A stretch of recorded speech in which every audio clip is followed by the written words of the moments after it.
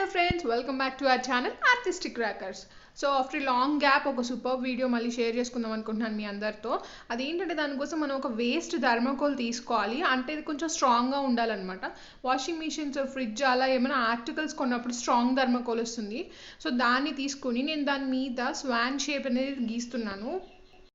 మీకు కనిపిస్తున్నాయి కదా, 2 కనిపిస్తున్నాయి. బట్ నేను హైలైట్ చేస్తుంది పెద్ద సైజెస్ స్వాన్ని. ఫస్ట్ ఆఫ్ ఆల్ నేను చిన్నది ట్రై చేశాను కానీ గీయడానికి అది నాకు అంతగా నచ్చలేదు. సో అందుకని పెద్ద నెక్ ఉండే స్వాన్ అయితే బాగుంటుందేమో అనిపించింది. అందుకని పెద్ద స్వాన్ని గీస్తున్నాను. ఈ క్రాఫ్ట్ స్పెషాలిటీ ఏంటంటే చేయడం చాలా ఈజీ, బట్ మనం కేర్ తీసుకోవాల్సింది థర్మోకోల్ కటింగ్ విషయంలో. చేతులు కొంచెం జాగ్రత్త. అండ్ థర్మోకోల్ కటింగ్ కూడా మనం ఏంటంటే నీట్గా చేసుకోవాలి. కొంచెం ఏదైనా అయితే మాత్రం అది వెంటనే విరిగిపోతుంది. అందుకని కొంచెం స్ట్రాంగ్ ఉండే థర్మోకోల్ తీసుకోమని చెప్పాను. అంటే థర్మోకోల్లో 2 టైప్స్ ఉంటుంది. ఒకటేమో పెద్ద బాల్స్ ఉంటుంది, ఇంకోటి చిన్న బాల్స్ ఉంటుంది. మనం చిన్న బాల్స్ ప్రిఫర్ చేస్తే తొందరగా విరిగిపోకుండా ఉంటుంది. బట్ స్టిల్ ఎంతైనా సరే కొంచెం కేర్గా చూసుకోవాలి. ఇలా కట్ చేసి అవుటర్ లైన్ మనం స్మూత్ ఎడ్జింగ్ ఇచ్చేస్తే సరిపోతుంది. ఇంత జాగ్రత్తగా కట్ చేస్తే నాకు విరిగిపోయింది. అయితే టిప్ ఏంటంటే నెక్ దగ్గర మనకి చాలా డెలికేటెడ్గా ఉంటుంది కాబట్టి స్ట్రింగ్ ఏదైనా యూస్ చేస్తే బాగుంటుంది. నేను దివాళీ క్రాకర్ స్టిక్ని యూస్ చేస్తున్నాను. ఓకే, విరిగిపోయింది కాబట్టి అని కాదు, విరిగిపోకున్నా సరే మనం వాల్ పుట్టి అప్లై చేసినప్పుడు వెయిట్ పడుతుంది కాబట్టి నెక్ పార్ట్ కొంచెం డెలికేట్గా ఉంటుంది. ఇక్కడ నేను చూపిస్తున్న విధంగా స్ట్రింగ్ని అలా నెక్లో ఇన్సర్ట్ చేసేసి పెట్టేస్తే ఇప్పుడు మనం అటు ఇటు కదిపినా సరే ఏమవ్వదు. ఇప్పుడు చూసారు కదా ఎగ్జాంపుల్, మీ కళ్ళ ముందే విరిగిపోయింది కూడా అంటుకుపోయింది. సో అందుకని స్ట్రింగ్ అనేది కంపల్సరీ అనమాట. ఆ తర్వాత వాల్ పుట్టి డౌన్ని హ్యాండిల్ చేయడం కోసం నేల మీద నేను ఆయిల్ అనేది రాసేసాను. ఆ తర్వాత వాల్ పుట్టిని నీట్గా దోశలాగా ప్రిపేర్ చేసేసుకొని మనం ఆల్రెడీ ప్రిపేర్ చేసి పెట్టుకున్న స్వాన్కి వాల్ పుట్టి స్టిక్ అవ్వాలంటే ఫస్ట్ నీట్గా గమ్ రాసేసుకుంటే సరిపోతుంది. గమ్ రాసేసాక వాల్ పుట్టిని తీసుకొచ్చి దీని మీద అప్లై చేసేసేయండి. అయితే ఈ క్రాఫ్ట్ కనీసం మనకి ఏంటంటే అప్లై చేసేసిన వాల్ పుట్టి అట్లీస్ట్ ఒక 2 డేస్ అలానే వదిలేయండి.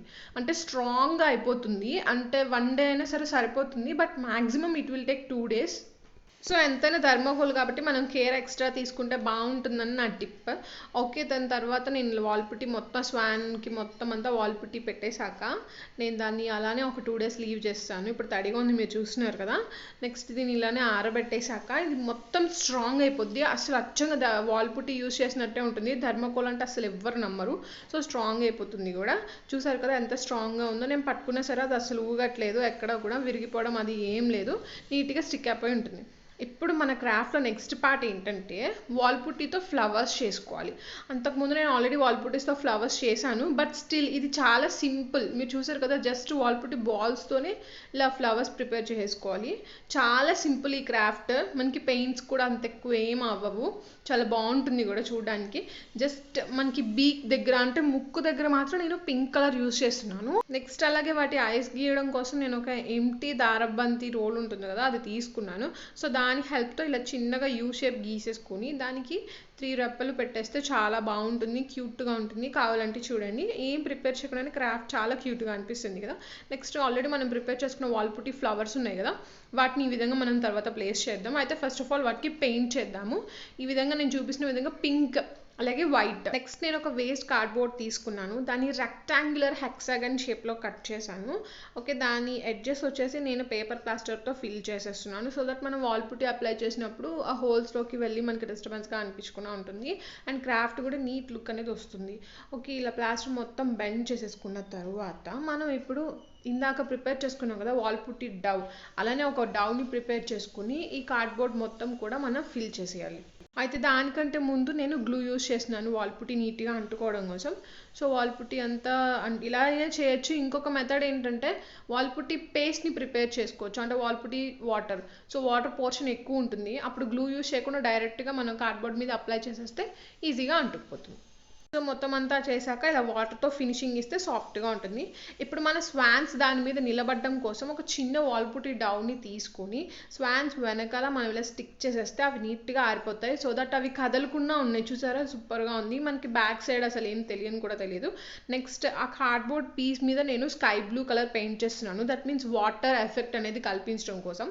So sky blue colour paint చేసేసేయాలి. మొత్తం ముందు వెనక కూడా పెయింట్ చేసేసేయాలి.